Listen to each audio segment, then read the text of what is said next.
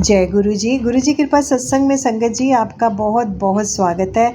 हम पढ़ रहे हैं जी शिव पुराण का पाठ और शिव पुराण में हम पहुंच गए हैं शतरुद्र संहिता। शतरुद्र संहिता में भी हमने 6 अध्याय फिनिश कर लिए। गुरु जी हमें कितना आगे तक ले आए हमारी मंजिल के, जब हम एक दिन शिव पुराण का पाठ भी पूरा कर लेंगे।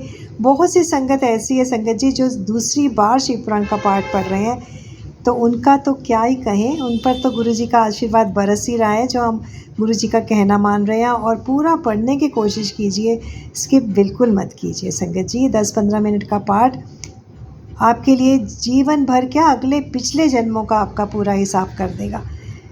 और शुक्राना शुक्राना शुक्राना गुरु जी का जितना करें। महीना चल रहा है जी सावन का। आइए देखते हैं हम कौन से शिव जी का महीना चल रहा है। आइए देखते हैं हम आज गुरु जी हमसे क्या हमारा कल्याण करते हैं पढ़वा कर।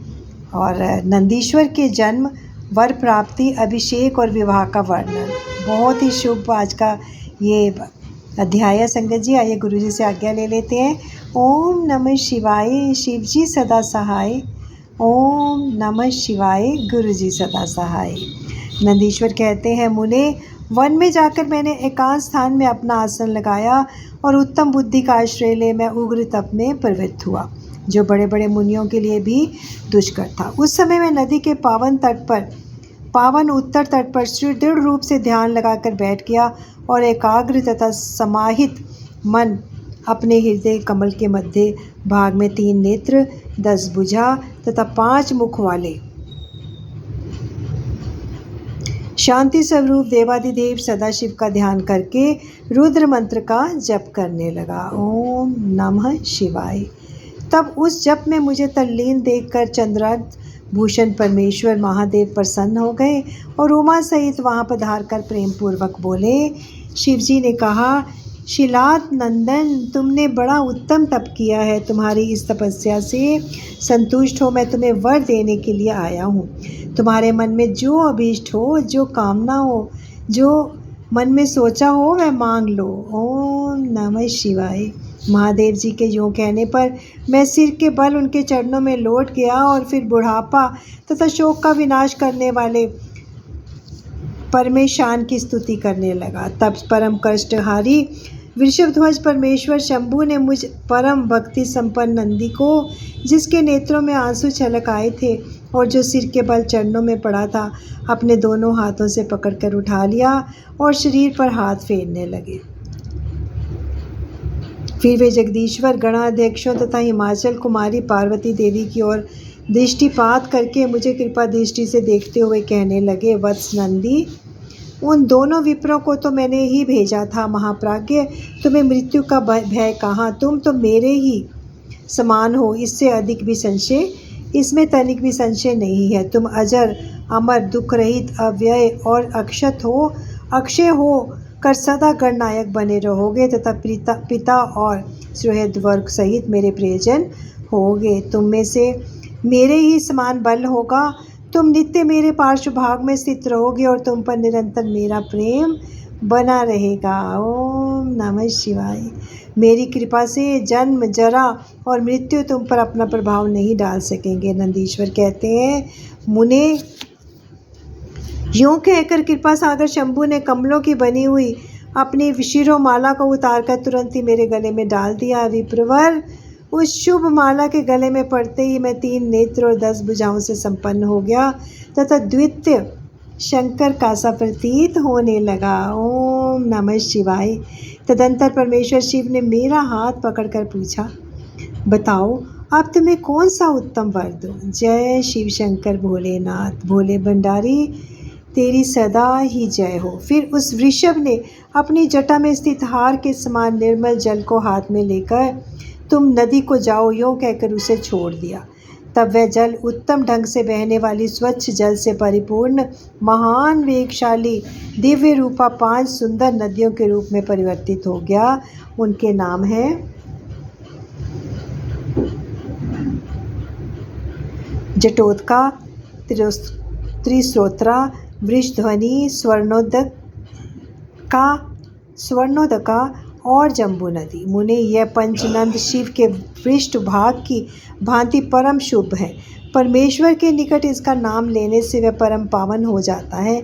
जो मनुष्य पंचनंद पर जाकर स्नान और जप करके परमेश्वर शिव का पूजन करता है वह शिव सायुज्य को प्राप्त होता है, इसमें कोई भी शंका नहीं है। तत्पश्चात शंभु ने उमा से कहा, अव्यय, मैं नंदी का अभिषेक करके इसे गणाध्यक्ष बनाना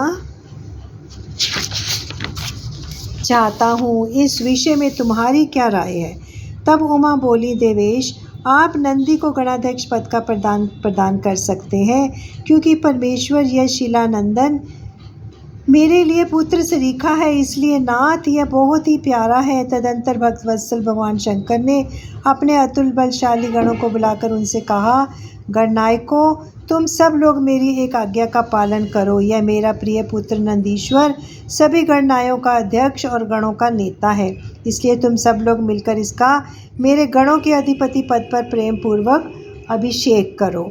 आज से यह नंदीश्वर तुम लोगों का स्वामी होगा। ओम नमः शिवाय। नंदीश्वर जी कहते हैं, मुने, शंकर जी के इस कथन पर सभी गणनायकों ने एव मस्तु कहकर उसे स्वीकार लिया और वे सामग्री जुटाने में लग गए। फिर सब देवताओं और मुनियों ने मिलकर मेरा अभिषेक किया। तदंतर मरुतों की मनोहारिणी दिव्य कन्या सुयशा से मेरा विवाह करवा दिया। उस समय मुझे बहुत सी दिव्य वस्तुएं मिली। महामुने, इस प्रकार विवाह करके मैंने अपनी उस पत्नी के साथ शंभु, शिवा और ब्रह्मा और श्री हरि के चरणों में प्रणाम किया। तब त्रिलोकेश्वर भक्त वत्सल भगवान शिव पत्नी सहित मुझसे प्रेम पूर्वक बोले, ईश्वर ने कहा, सतपुत्र, यह तुम्हारी प्रिया सुयशा और तुम मेरी बात सुनो। तुम मुझे परम प्रिय हो, अतः मैं स्नेह पूर्वक तुम्हें मनोवांछित वर प्रदान करूँगा। ओम नमः शिवाय। गणेश्वर नंदीश, देवी पार्वती सहित मैं तुम पर सदा संतुष्ट हूँ, इसलिए बस तुम मेरा उत्तम वचन श्रवण करो। तुम मेरे अटूट प्रेमी, विशिष्ट, परम ऐश्वर्य संपन्न, महायोगी, महान धनुर्धारी, अजय, सबको जीतने वाले, महाबली और सदा पूज्य होगे। जहाँ मैं रहूँगा वहाँ तुम्हारी स्थिति होगी और जहाँ तुम रहोगे वहाँ मैं उपस्थित रहूँगा। यही दशा तुम्हारे पिता और पितामह की भी होगी। पुत्र, तुम्हारे ये महाबली पिता परम ऐश्वर्यशाली मेरे भक्त और गणाध्यक्ष होंगे। बस यही नियम तुम्हारे पितामह पर भी लागू होंगे।